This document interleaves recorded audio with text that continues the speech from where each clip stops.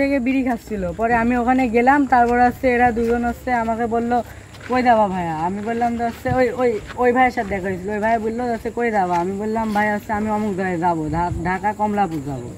পরে ও বললো এখান থেকে তো ট্রেন পাওয়া যায় না, তাহলে তুমি নাটক চলো, নাটক থেকে তোমাকে ট্রেনে তেল দেবো।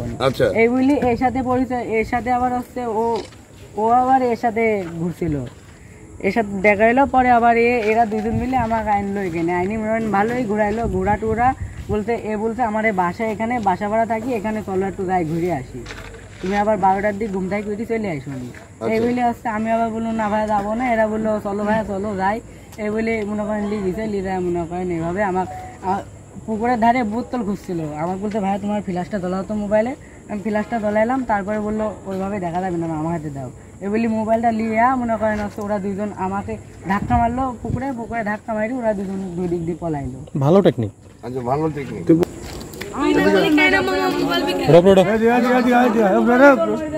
কোন ছেলে কোন ছেলে কোন ছেলে? ভাই আপনি মোবাইল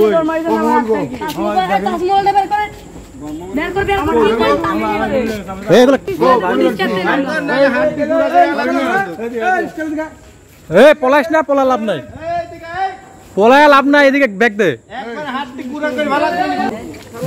রেপুটেশন নষ্ট করে ফেলতেছে এখানে।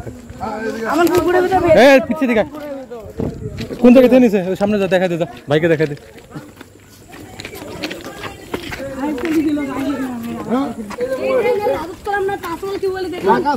কে ফেলাই দিছিস? ভালো করে সব খুলে বল। সামনে যা দেখ। স্বীকার কর কে কে ছিল, স্বীকার কর ভালো করে।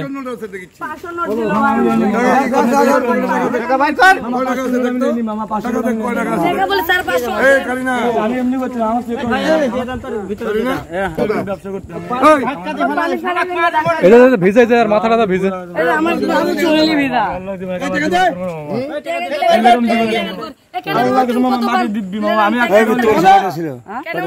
দুজন ছিল, 500 টাকা নোট ছিল, 500 টাকা 100 টাকা নোট আছে মোবাইলে ব্যাগ পাঠিয়ে।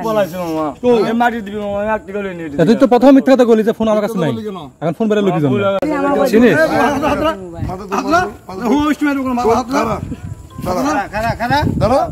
চোর সিংহাবাড়ি ছিনতাইকারী। এই যে নাম বল। আকাশ। হ্যাঁ আকাশ। কি করিস তুই? বাপের নাম কি? মোহাম্মদ মঞ্জিল বাড়ি। বাড়ি কোথায়? নীলজলা গ্রাম। ইউনিয়ন কি? শেরকুল।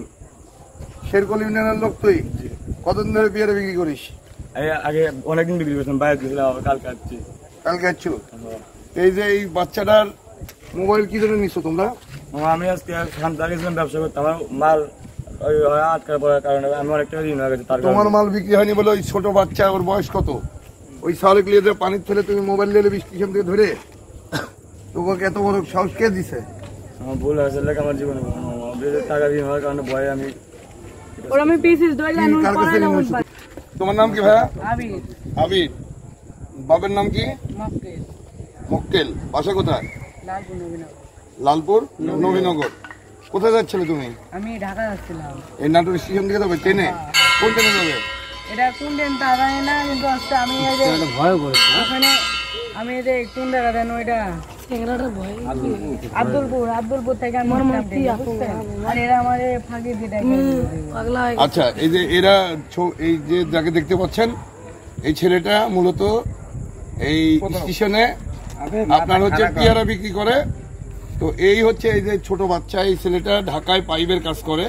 তো আমাকে কিছুক্ষণ আগে এসে জানালো যে ভাই আমাকে দুজন পেয়ারা বিক্রেতা ধরে নিয়ে গিয়ে আমাকে মারপিট করে পুকুরে ফেলে দিয়েছিল, দিয়ে তার মোবাইলে যে হাতে দেখছেন মোবাইল, এই মোবাইলটি কেড়ে নিয়েছিল এবং সাথে ছিল 500 টাকা। পরবর্তীতে আমাকে জানানোর পর আমি আমাদের রোহিত, আমার বন্ধু রোহিত, সজীব এবং মামুন ভাই, আমাদের আওয়ালি মূলত এই ছেলেকে আমার কাছে নিয়ে আসে, যে নাটোর স্টেশন থেকে তাকে তুলে নিয়ে গিয়ে মোবাইল কেড়ে নিয়ে তাকে পানিতে ফেলে দেওয়া হয়। এই যে দেখতে পাচ্ছেন ছেলেটার গাটা ভিজে। ভাইয়া কি হয়েছিল বলো তো, তুমি কি ঘটনা ঘটছিল বলো? মানে আমারে নিয়ে গেছিল। আরে তুমি কিভাবে ট্রেনে পরিচয় হলো, কিভাবে তোমার করলো, পুরো ঘটনা বলো। এরা বসে পড়ে গেছে পুকুরের ভিতরে পড়ে গেছিলাম। এটাই জীবনের প্রথম। তুমি কি মিথ্যা টিথ্যা করো? মিথ্যা তো করবে না। কি খাও? গাঁজা খাও আর আটা খাও? আচ্ছা সবসময় না খাও তো? আটা খাও তো? আচ্ছা শখ করে খাইস, সেটা কি আটা খাইস আর গাঁজা খাইস? তুই এই ছেলেটা কি জানে এমন কাজ করলো? এই ছেলেটা তো মাফ করে দিল, তুমি কি মাফ করে দিলে? কেন মাফ করে দিলে? এই যে তোমাকে পানি ফেলা দিল, তুমি ঢাকা যাবে, তোমার টাকাও নিয়ে নিল। আমার ব্যাগ বাটে 500 টাকা নোট ছিল, এখন 100 এটি আছে 100 টাকা। হ্যাঁ 100 টাকা 500 টাকা নোট ছিল। এই মোবাইলটা কি জন্য নিলে তুমি? মোবাইলটা আটা খাওয়ার জন্য? কি তুমি মাফ করে দিছো? হ্যাঁ আমি মাফ করে দিয়েছি। ও যদি চুরি করে বড় লোক হয় একদিন তো বিচার হবে নাকি? তো চুরি করে বড় লোক হলে হোক, সমস্যা নেই। আচ্ছা ও যদি মোবাইল থেকে আমি দিয়ে চলে যাবো ভাই, সমস্যা নেই। আচ্ছা সাম্প্রতিক সময়ে নাটোর স্টেশনে এই মোবাইল ছিনতাই এবং পকেট মারের উপদ্রব বেশি বৃদ্ধি পেয়েছে। ইতিমধ্যে বেশ কয়েকজন আমাদের জানিয়েছেন, যদিও তাদের মালামাল আমরা উদ্ধার করতে পারিনি, কিন্তু না পারলেও ত্বরিত আমরা এই ছেলেটার মালামাল উদ্ধারে আমরা আপনার সফল হয়েছি এবং তার মোবাইলটি আমরা উদ্ধার করতে পেরেছি। তো নাটোর স্টেশনে আগন্তুক যারাই আছেন আপনারা সাবধান থাকবেন, অপরিচিত কারো দেয়া কিছু খাবেন না, যেমন ঠিক তেমনি কাউকে বিশ্বাস করে স্টেশনের বাইরে যাবেন না, এবং স্টেশনের বাইরে যেখানে জনশূন্য সেসব এলাকায় যাবেন না, এটা অনুরোধ রইল। তো ভাইয়া এই যে তোমার মোবাইল তোমাকে দিলাম, তুমি খুশি তো? হ্যাঁ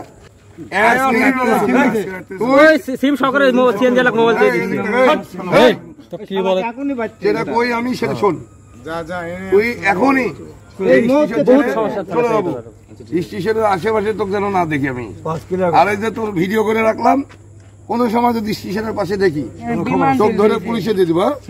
আরেকটি আমি দাবি জানাবো যে নাটোর স্টেশনে পর্যাপ্ত নিরাপত্তা ব্যবস্থা দরকার, কারণ প্রায়শই এই ঘটনাগুলো ঘটছে। কয়েকদিন আগে একজন দলিল লেখক আমাকে জানালো যে সে ইন্ডিয়ায় চিকিৎসা করার জন্য ট্রেনে উঠার পর দেখতে পায় যে তার পকেট থেকে 80,000 টাকা চুরি পকেটমারি হয়ে গেছে, এবং প্রায়শই যে মোবাইল ছিনতাই হচ্ছে, এগুলো ঘটনার যেন পুনরাবৃত্তি না ঘটে এ ব্যাপারে রেলওয়ে পুলিশ এবং রেলওয়ে নিরাপত্তা বাহিনীকে সতর্ক থাকার জন্য আমি অনুরোধ জানাচ্ছি। আর তোরা দুইটা আমার ভাই, এক সুন্দর করে টেনে তুলে দিবি ভাই, এরা তোমার তুলে দিবি, কোনো জায়গায় যাবে না। আর জীবনে কেউ স্টেশনের বাইরে ডাকলে অপরিচিত লোকের দিয়ে যেমন কিছু খাবে না, ঠিক তেমনি তাদের সাথে স্টেশনের বাইরে যাবে না, গেলে এরকম ঘটনাই ঘটবে। ওরা আমাকে একটা চা খাওয়াই দিল, চা খাওয়াই আরে এত বিশ্বাস করলে হবে? এবার যাও না বাবা, ঠিক আছে? সাদা সিধা ছিল তো। এখনই